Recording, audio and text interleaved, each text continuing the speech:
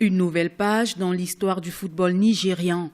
C'est ainsi que Stephen Keshi qualifie son retour à la tête des Super Eagles entre la Coupe du Monde 2014 et la Coupe d'Afrique 2015.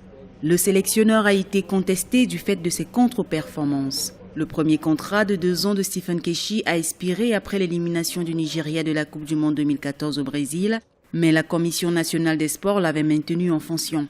Keshi a été limogé plus tard suite à son incapacité à qualifier le pays pour la Coupe d'Afrique des Nations 2015. Rétabli peu à peu, il voit aujourd'hui son contrat officiellement renouvelé. Je ne pourrai jamais tout seul réussir ma mission. J'ai besoin d'un effort collectif. Je sais que je vais obtenir le soutien de mon bureau et de la NFF.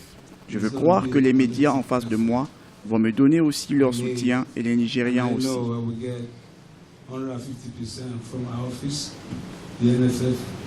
Les fans du football ont encore en mémoire les prouesses du sélectionneur. Ils ne doutent donc pas de ses capacités. Pour moi, il devrait juste continuer. Il a tenté de nous faire remporter la Coupe d'Afrique des Nations.